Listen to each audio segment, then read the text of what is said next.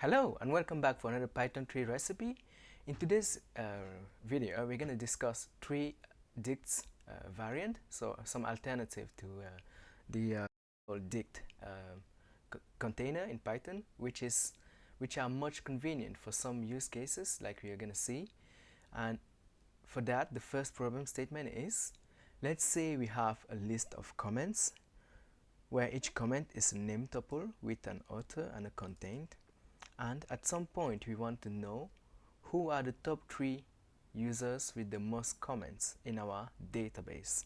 So who are the top 3 users with the most comments in our database? That's the problem statement.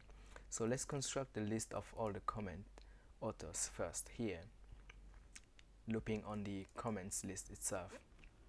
So there is a bad way and there is a good way to do that. Let's first see the bad way. So this is so much boilerplate just to have a high level view. The bad way, you can see that it's so much code, whereas the good way is much less code and it's faster, it's much more readable. So let's see first the bad way. So we want to know who are the top 3 users with the most comments. We construct author's comment as a default dict, which is a dictionary, for which the keys that are not yet seen will be mapping to a value of 0. And then we loop on all the comment authors. Here we try to increment. We try to increment every time we see the same author, we increment by 1 and so on and so forth. And finally, when we print it here, we can see that Junior has commented 4 times, Zach 3 times, and so on and so forth, Baker 4 times. So if you're about to, what we really want in the end is to return Junior, Baker, and Zach. That's what the problem statement says. So in order to do that, we need first, because here it's not yet what we want precisely, so we need to first sort according to the value of the dictionary, according to the values and not the keys. And that's what we are doing here with this line. So we are saying get all the key pairs, the key value pairs in the author's count dict that we just created, and we're going to sort them based on the second element of the pair. And the second element of the pair is what? Is the value. Because when you do items like this, you get at index 0 the key, at index 1 the value. We want to sort by the value and in reverse order, because we are looking for, we are sorting in descending order. And that's what we return here. So at this line we have now Junior as the first, then Becker, and then Zach, which are the top 3, and that's what we return when doing this slicing syntax here. Top 3 equals this. But you can see it's a lot of boilerplate. Just to do that, we can accomplish it with a custom a dictionary variant that allows to do that much more quickly. And let's see how. Well, we just have to import the counter from the collections module, and we just pass in as argument the list of all the authors, that is this list here. We just pass that in as argument, and we get this authors count, this exact authors count that we were trying to build by ourselves with the default dict. We just get it as a counter with the convenience that we have the most common method coming from the counter. It's still a dictionary, but a very customized dictionary for this particular use case, which is much convenient because it's less lines of code to type to get what we want. So you can see here when we print counters, authors count, above here it was a default dict that we constructed. Here it's a counter dict, customized dict, with the keys pointing to the values, keys pointing to the count, the number of times that keys appears in the counter, hence the name counter. And to get the most commons, the top 3, you just call the most common and you pass 3 as parameter and you get what you want. And that's it. Much more convenient. Then our second problem statement here is we are keeping track of a dict of average daily reviews for each movie and 1 per day. What that means is we have a daily average reviews. So for the 1st of January 2019, the average review for this movie is 3.5, and for this one is 4.7. The next day, the average review for this one is that, and so on and so forth. And at some point, we also have the list of all the movies in our database. But at some point, we want to know if one of these movies has already been reviewed by checking this here.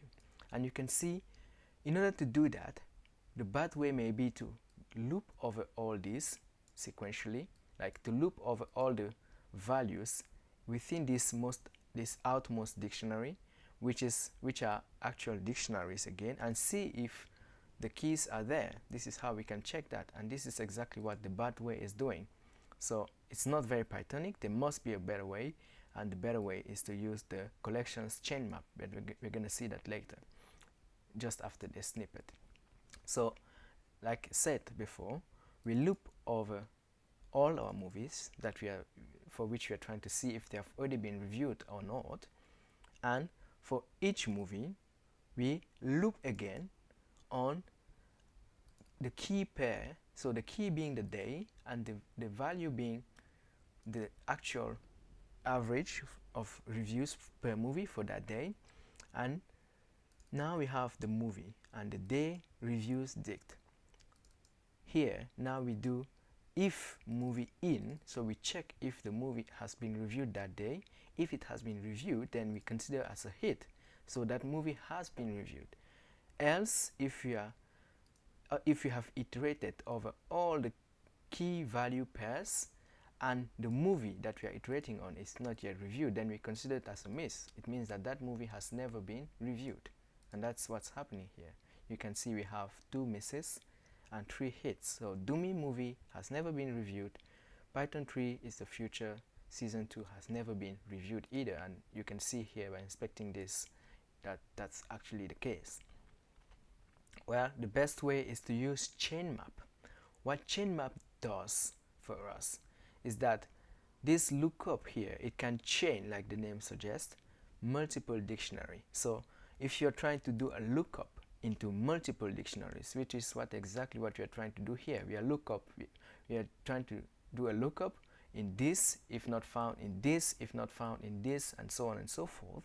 Instead of doing that manually like we are doing here, we can just construct a chain lookup like we are doing here, which is we get first all the values in our daily average reviews, which are indeed dictionaries of themselves, and then we do a chain lookup.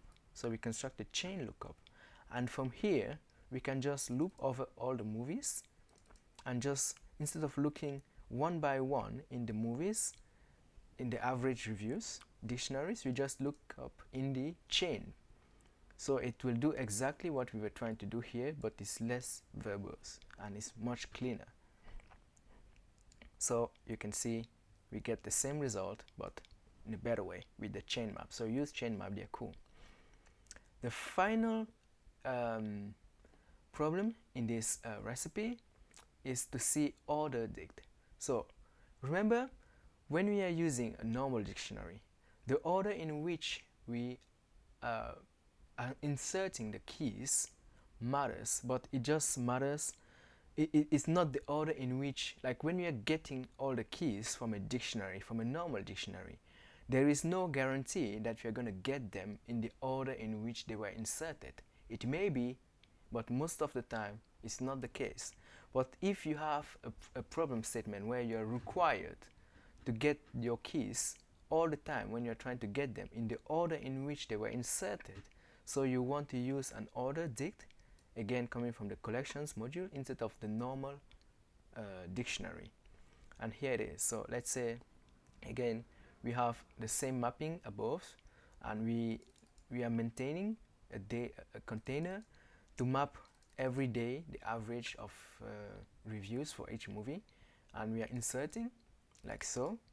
And at any point in time we may want to iterate and see like in the order in which they were inserted, and also maybe like we want to delete something from the order dict without affecting the order, because if you delete, for example, in a normal dictionary, the order of the keys may be affected or not, but most of the time it is the case. When you're inserting, the order of the keys may be affected, but it's not the case with an order dict. So the order is preserved during insertion and the order is preserved during deletion. So that's it for this recipe. Hopefully you learned something new. If the case, please give it a thumbs up. Also feel free to ask any question in the comment section and I will do my best to answer those. As always, you can find the code for this snippet in the description below. Be sure to subscribe for future videos and thanks for watching.